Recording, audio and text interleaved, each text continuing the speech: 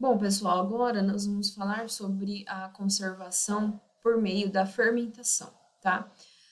A fermentação, gente, é uma modificação intencional, né, nos alimentos pela atividade de alguns micro-organismos, tá?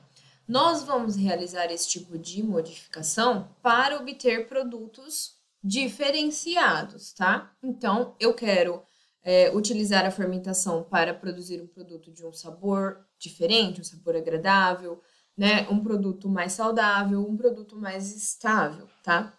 Por isso, né, nós utilizamos esse tipo de método também como método de conservação e não só como método de transformação desses alimentos, tá?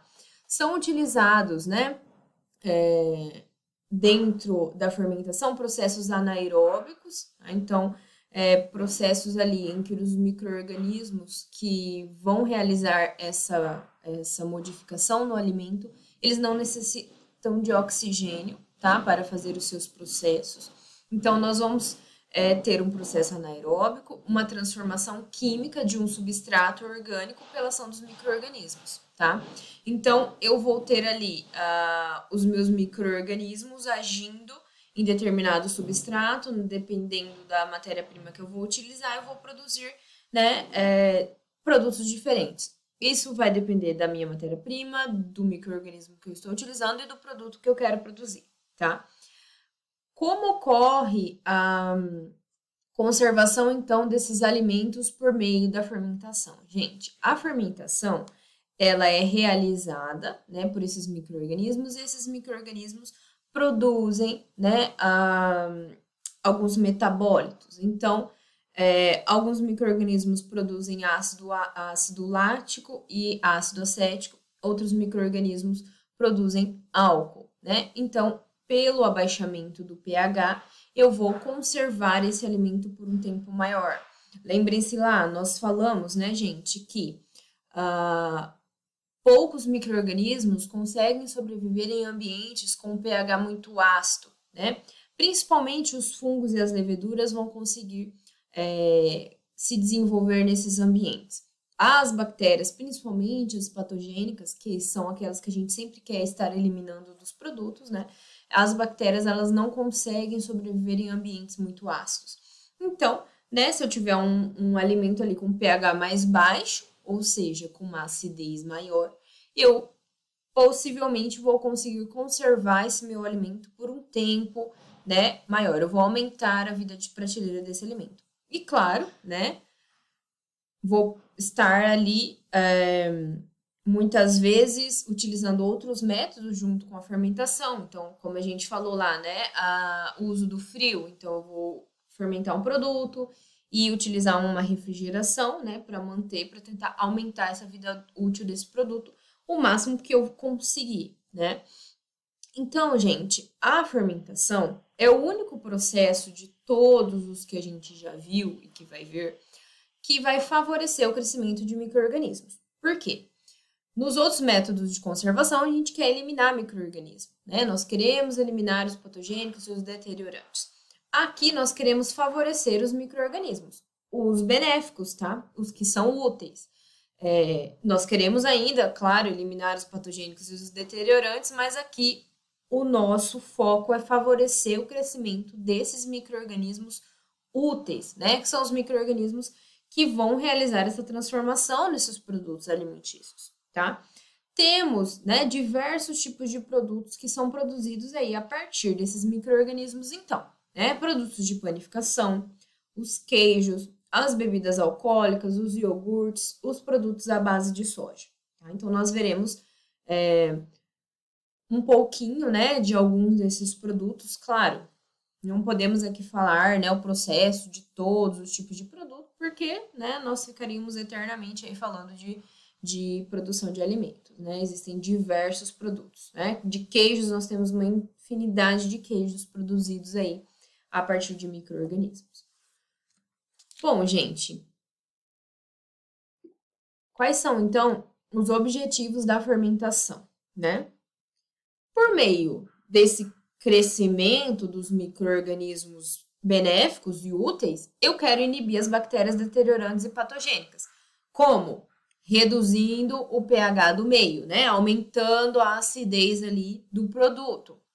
E também, né, por meio de competitividade, né? Nós falamos lá nos nossos módulos anteriores, quando nós estávamos falando de micro-organismos, que nós inibimos também, né, o desenvolvimento dos deteriorantes e patogênicos por meio da competitividade com esses micro-organismos benéficos.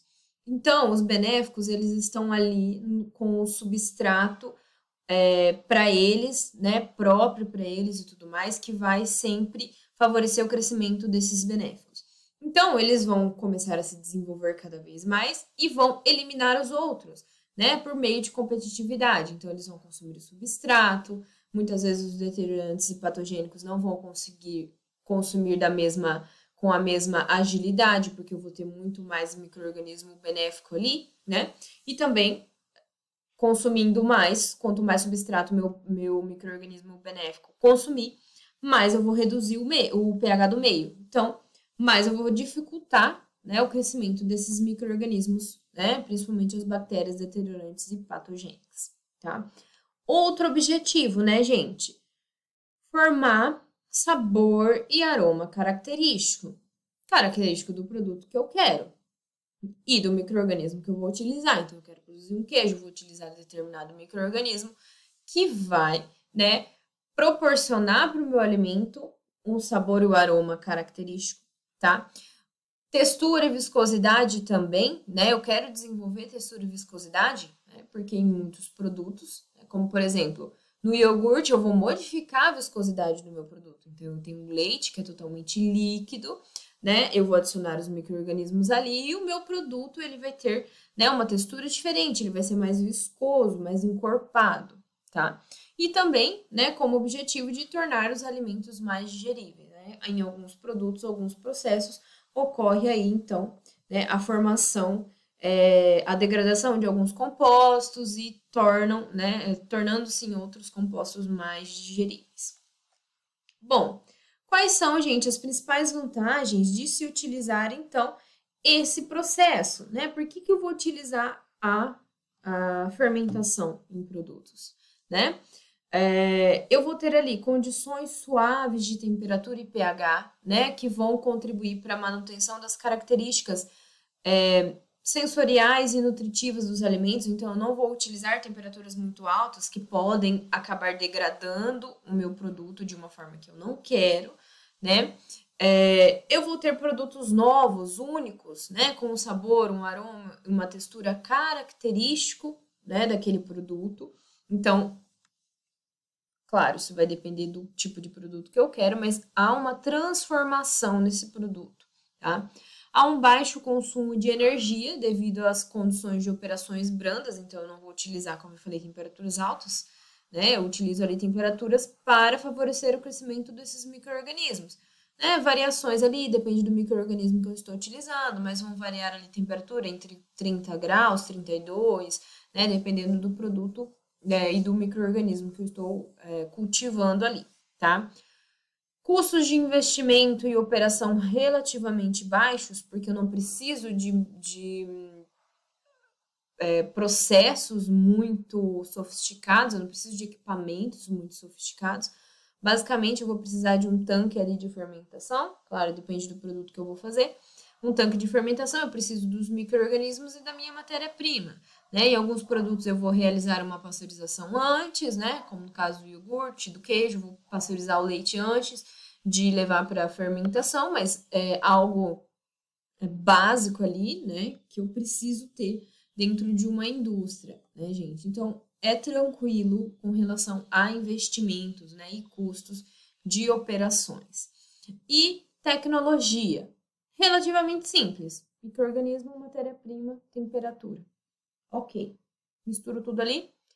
Deixo o tempo necessário, a temperatura que eu quero controlar, né? Que eu preciso controlar, né? Porque se eu tiver uma temperatura muito alta, eu posso inibir esses micro-organismos, né? E destruí-los. E se eu tiver uma temperatura muito baixa, eu não vou favorecer o crescimento. Então, para mim, é muito melhor que eu tenha a temperatura adequada ali para o micro-organismo se desenvolver o máximo possível, né? Porque aí, quanto mais ele se desenvolve, né? Eu vou conseguir até encurtar o meu tempo ali de fermentação.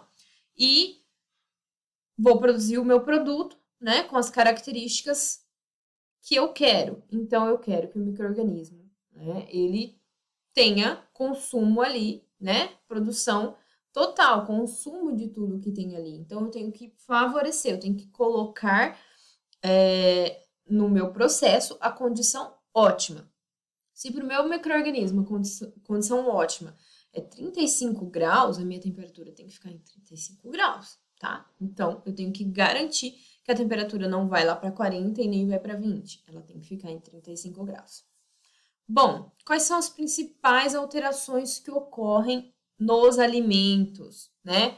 Por meio de fermentação. Então, textura, né? Uma alteração bem importante, né? Em alguns produtos é algo que totalmente transforma, né?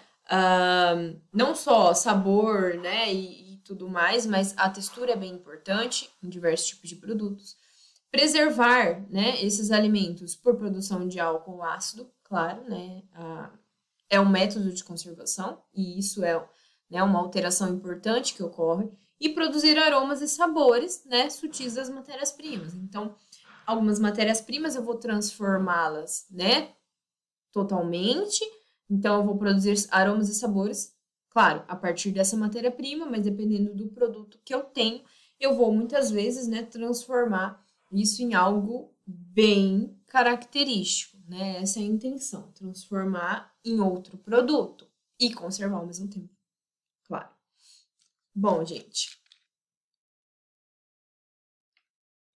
como nós vamos controlar a fermentação, né? Já falei, temperatura de trabalho ali, porque eu preciso de determinada temperatura para o meu micro-organismo, então isso é muito importante. O micro-organismo, né? Eu tenho que ter um micro-organismo adequado para o tipo de produto que eu quero produzir. Eu tenho que ter o substrato adequado para aquele micro-organismo. Então, se eu não tiver o substrato adequado, o micro-organismo não vai conseguir se desenvolver, não vai conseguir, né, realizar a fermentação. Então, eu tenho que saber qual é o produto que eu quero, qual substrato eu tenho que ter, qual micro-organismo eu tenho que ter, tá? E também tenho que ter valores de pH adequados. Porque esses próprios micro-organismos fermentadores, se eu tiver um pH muito baixo, muito ácido, eles também não vão conseguir, né, se desenvolver.